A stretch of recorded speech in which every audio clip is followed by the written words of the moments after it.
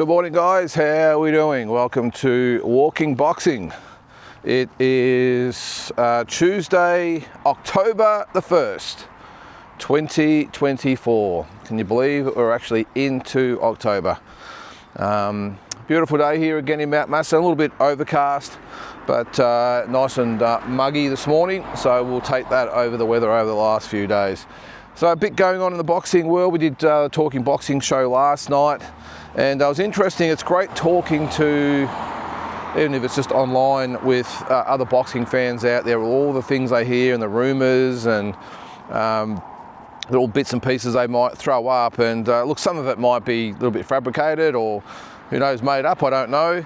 But it was one thing that came up last night that really raised my eyebrows, which was the prospect that Inoue and Canelo Alvarez might fight on the same card in December. And now I initially brushed it off as my view is that, well, Canelo's already fought only, a couple of weeks ago. So what would give him a three-month turnaround, which is not very long for a fighter of that magnitude. And the fact that he's probably going to fight in May, well, not maybe, he will fight in May next year. So, but a couple of people said it on the stream last night. Good sources know. So I'm not going to say it's untrue, but geez, if it was the case, how good would that be? Now, my initial thought is that Canelo Alvarez is probably the biggest superstar in boxing, not so much probably in Japan, because Inoue is the superstar over there. But I just thought that Canelo Alvarez wouldn't want to be on an undercard of anybody, even if it's Inoue. But then the more we spoke about it last night, I thought, well, it could be the case, because Canelo has been known in the past to take on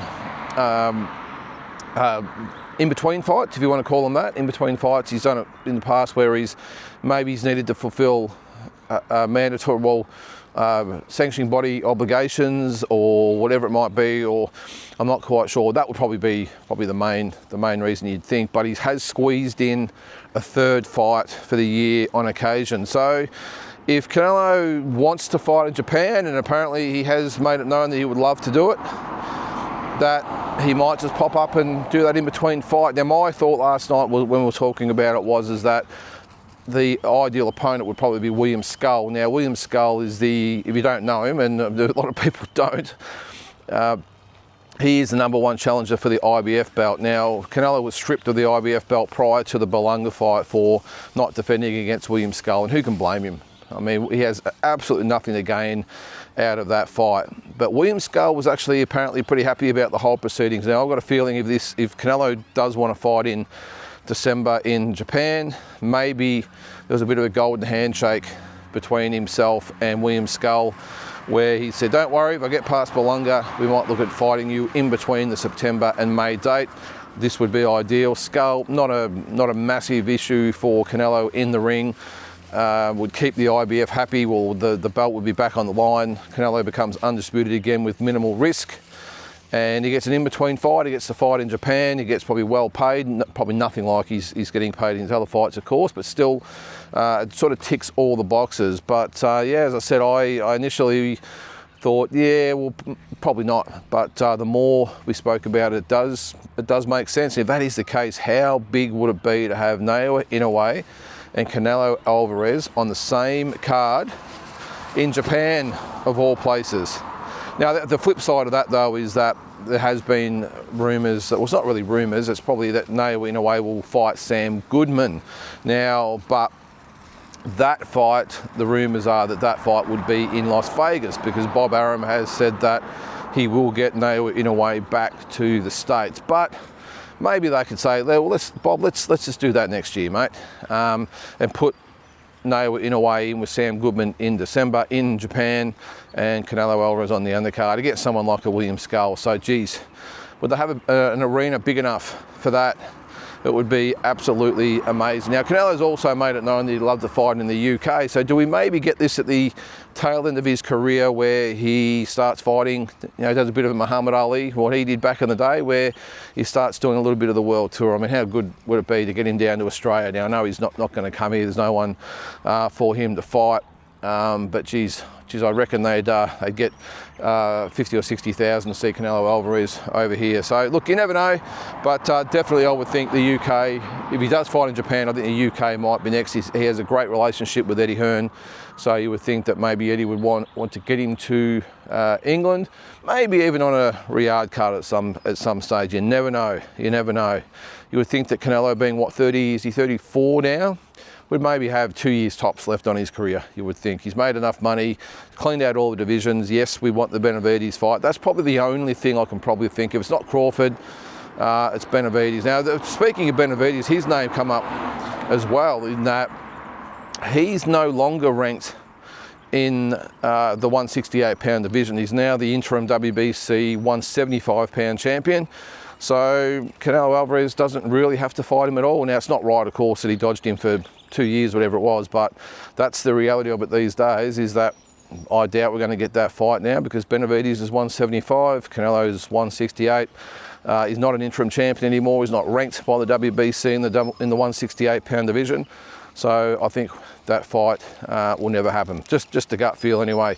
One fight that is going to happen that again raised eyebrows, it's Gervonta Tank Davis. Now, he's been approved to fight Lamont Roach, who is the 130-pound champion. Now, for me, this fight just doesn't make sense. I know on paper it's a good fight. Roach is a good fighter.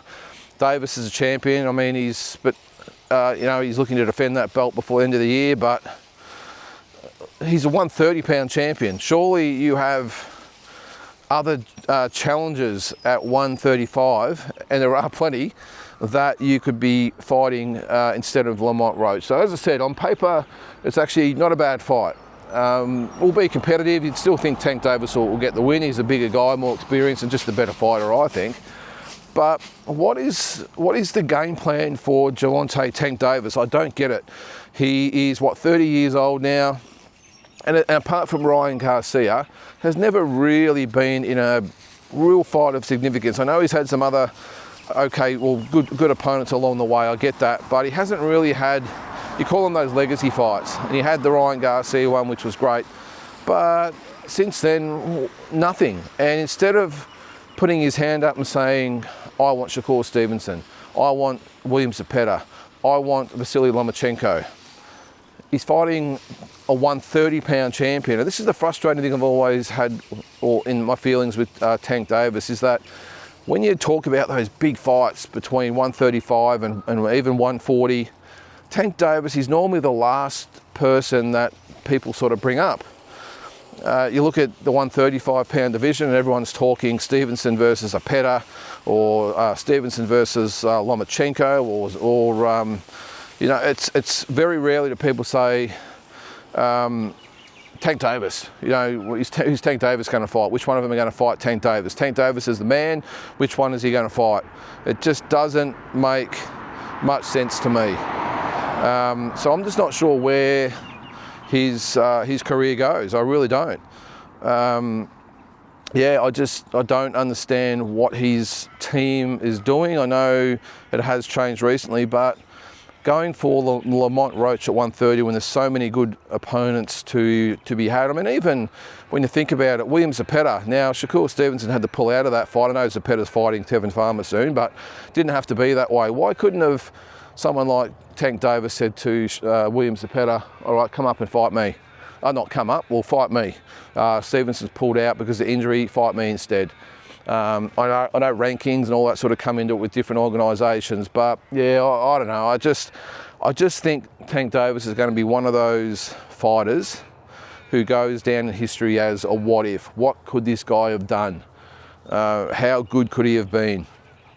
So anyway, I suppose we'll never know, but he's got to get a move on. He needs a Shakur Stevenson. He needs a Vasily Lomachenko. He needs one of those guys to, I think, be in that conversation about not only just the top pound for pound fights, but also just the top lightweights. Now, I think we all agree he probably is the best lightweight. Maybe, you know, Lomachenko you could throw in there, arguably Shakur Stevenson.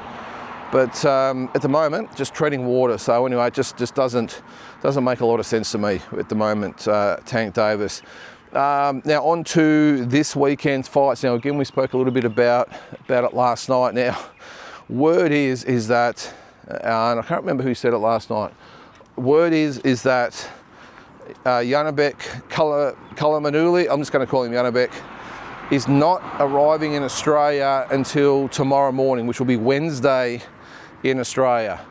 So I don't know whether this is a ploy from No Limit. Maybe they've said we're not going to get you here until the Wednesday, although you would think in this situation, Yanabek being promoted by Top Rank, he would have very, very good people handling affairs, and they would say, no, we can't get a guy flying 15 hours to Australia, getting to the country two days before he's supposed to fight, and 1 day before he's supposed to weigh in. It just doesn't make sense. But there hasn't been anything about him landing. There's been no social media. There's been no confirmation of what's happening with him. And this fight is Friday night. Now, this is a guy who, again, I mentioned last night, this is the guy who, in the heat of Las Vegas, of 40-something degrees, with probably an 8 to 10 week training camp, couldn't make weight with all that preparation, and he's supposed to arrive in Australia on a 4-week prep, 1 day before the weigh-in, and all good. So if Mikhailovic cannot beat Yanabek with all the things so stacked in his favour, then maybe he should look at another profession, because as good as a fighter as Yanabek is, if all these things are true, well, we know one thing is true. He's had a 4-week notice to fight Mikhailovic, because that's the rules with the purse bids, is that you can have a fight within 4 weeks, and they've taken that every opportunity to do that and give Mikhailovic every advantage they can. But wouldn't you have thought, okay, we've got 4 weeks, well, let's at least use 2 of those weeks in Australia. Now, maybe he doesn't take Mikhailovic seriously, I don't know, but either way, this could be a very, very bad decision from Yanabek's behalf. And look, I jumped on the website yesterday, actually, on the Star City ticketing, or might have been Ticketek, whatever it was anyway, for Star City.